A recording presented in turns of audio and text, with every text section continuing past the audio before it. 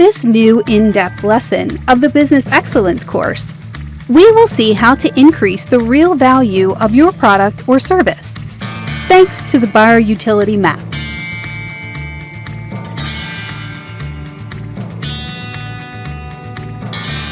This tool originates from the Blue Ocean strategy, and it is used to evaluate with the eyes of the customer the usefulness of the product you're offering them.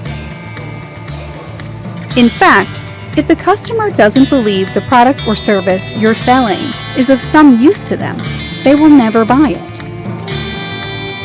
Remember that unless your product or service simplifies the customer's life drastically and makes it more productive, less risky, or more fun and trendy,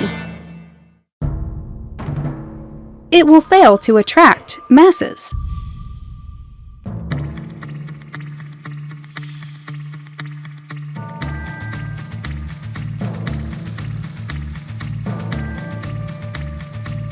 In this slide, we see all the levers that your company has available to offer exceptional utility to the customer.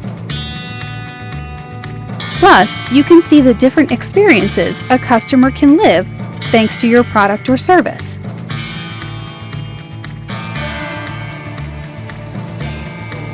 Summarizing the customer utility map is a framework. That is, a conceptual scheme that helps you to analyze your product or service from the point of view of demand.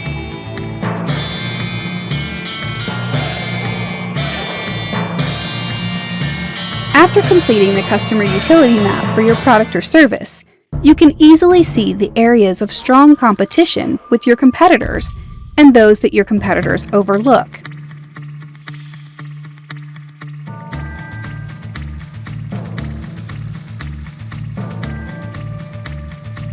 This framework can also be used to locate the weaknesses of the solutions currently on the market. In the example, we see the case study of Groupe SEB, a French company which produces electric fryers for fried potatoes.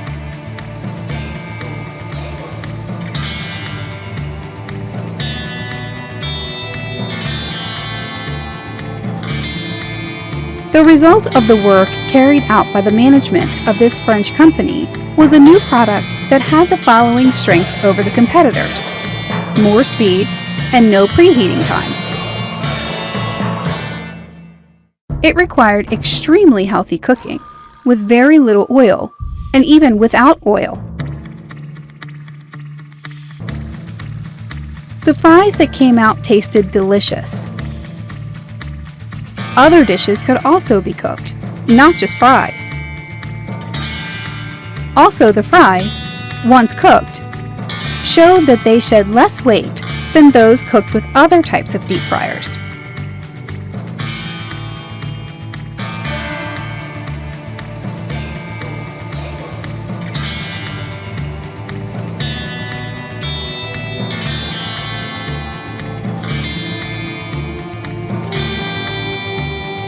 Going into the detail of the map, we see that the horizontal axis represents the customer experience with the product or service, divided into 6 phases that follow one another more or less in sequence from the purchase to the final disposal.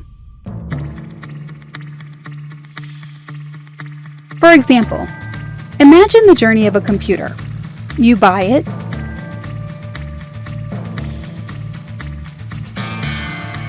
you take it home, you turn it on,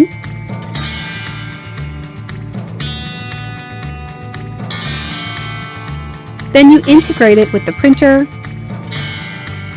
or with a camera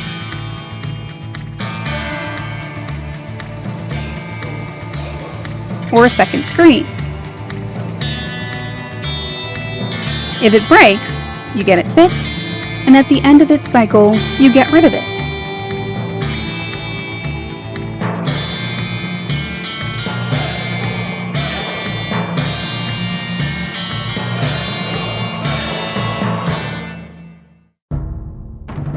In this slide, we can see some questions useful to outline the purchase phase. The first tells us how long does it take to find the product you need? Is the place of purchase attractive and accessible? How secure is the transaction environment? How fast can you make a purchase?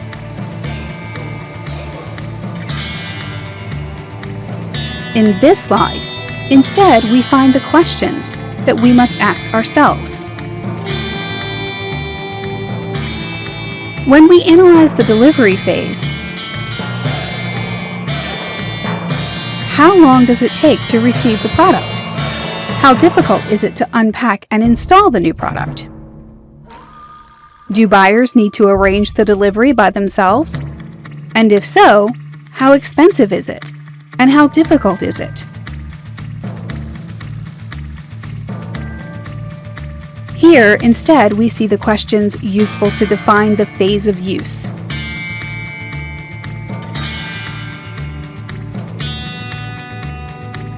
Does the product require expert training or assistance?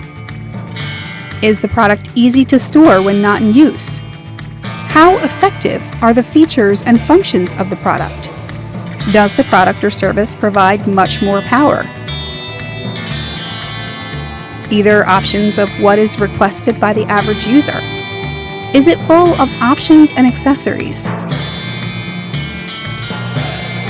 We can then come to the integration stage, and these are the questions that we must ask ourselves.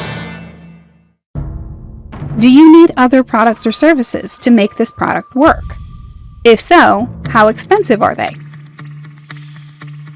How long do they take? How much pain do they cause? It means how long the customers must dedicate to learn a new habit in using the product or service that you sold them compared to the solutions that they previously adopted.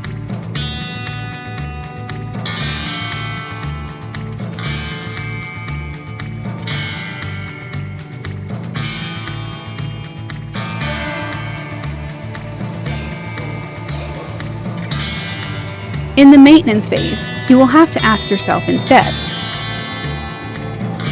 does the product require external maintenance? How easy is it to update and maintain the product? How much does its maintenance cost?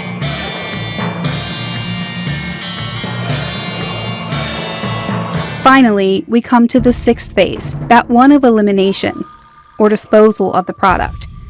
Does the use of the product create waste? How easy is it to dispose of the product? Are there any legal or environmental concerns in the safe disposal of the product? How expensive the disposal is?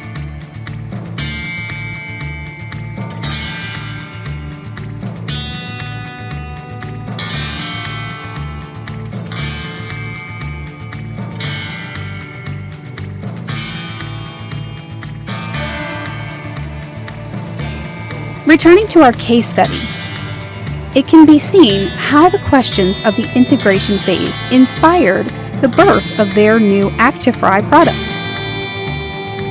Questions that, in fact, the Groupe SEB's managers have used where they replied to,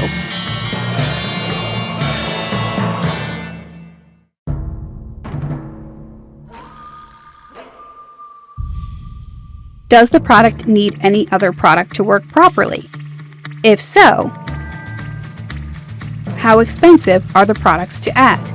How long do they take? How much pain do they cause? In fact, deep fryers often require large amounts of oil to cook the food, and therefore, this is an element that makes their use very expensive.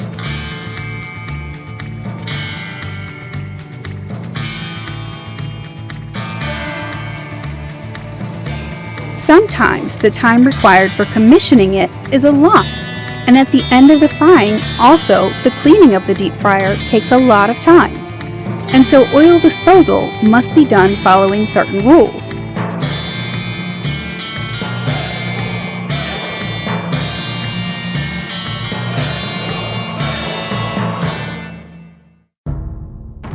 It certainly cannot be disposed of down the sink drain. So the managers of Groupe SEB, asking the right questions,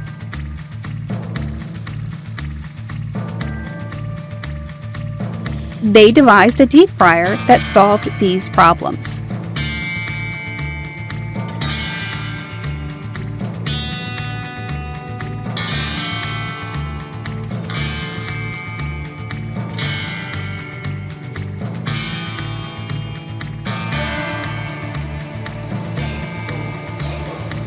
Now we will analyze the vertical axis of the map, or the 6 levers of utility.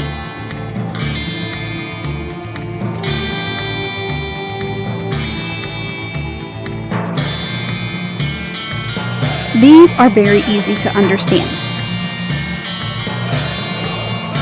and they are how you see the productivity customer side, i.e., the fact that our product or service increases dramatically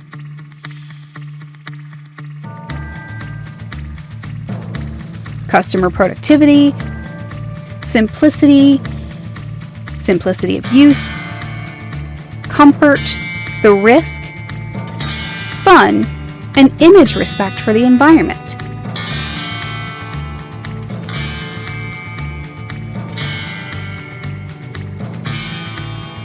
So, regarding the productivity, the product or service must help the customer to act better and faster.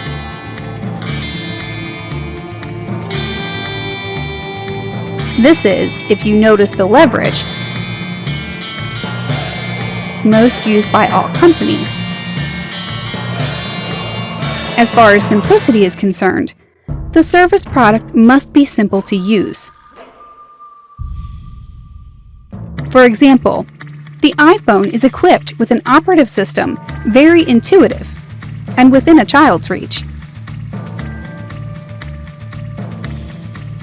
And that makes it a great, attractive product for all those people who aren't big geeks.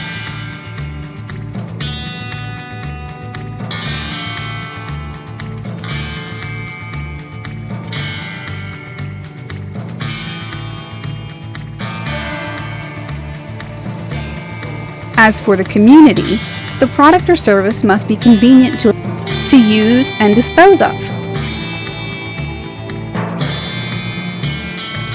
Finally, regarding the risk that the product or service can reduce. For example, the financial risk for the customer. Take, for example, savings plans, or ETFs. Or it can reduce a physical risk. For example, the helmet for cyclists and bikers that protects their heads from hitting the street pavement.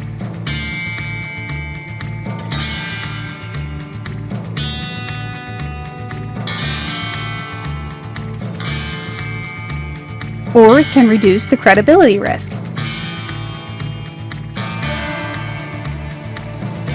Public registers, for example, which serve to protect buyers from a purchase, making it null and void.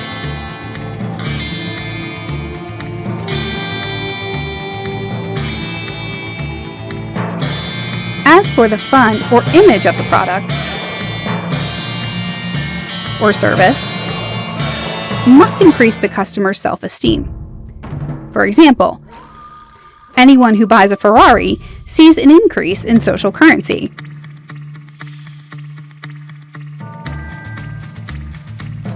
They feel more important in the eyes of the people. Besides, driving a Ferrari is truly fun, and therefore such a product responds to both characteristics of this phase.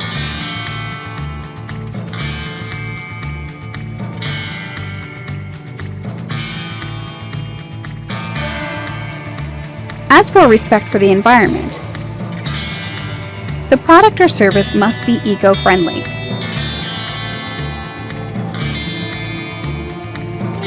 Let's take the web servers that host, for example, our internet pages.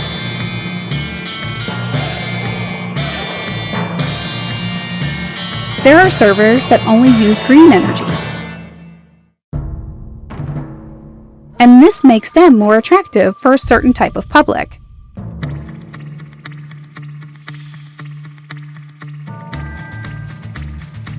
When you analyze these 6 levers, you have to also address some questions that allow you to understand the obstacles that the customer has.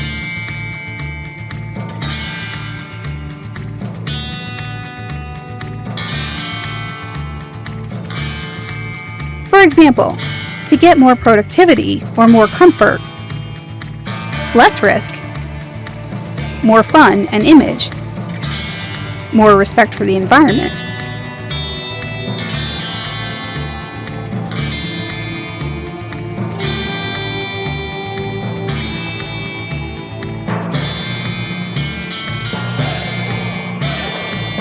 very often, the products or services are full of crap.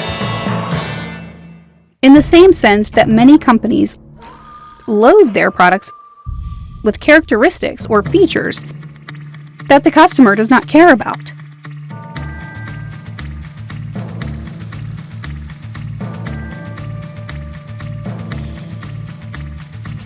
In fact, these companies fall in love with the idea of the technological aspect of their product and try to make it more perfect from their point of view.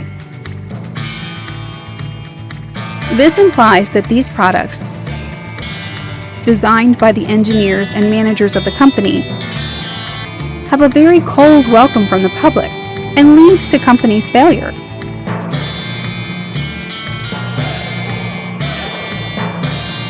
Or if they fail, to have to withdraw the product by the market. So remember that talk of value innovation is not the same as talking about technological innovation. The main objective in using the buyer's utility map is precisely to determine if your offer really creates a new and exceptional utility for the customer.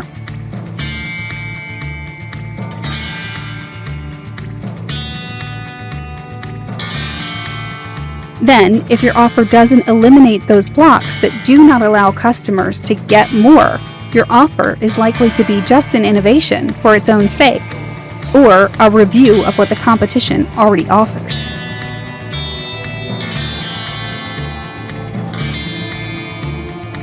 And the chances of it being successful on the market shrink considerably.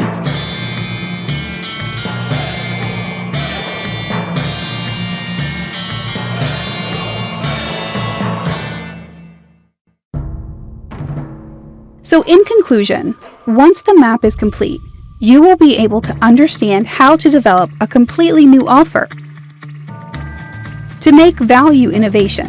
In fact, you can notice all of these points neglected by your competition, and at this point, you can create a product or service with characteristics such as to be able to fill those gaps.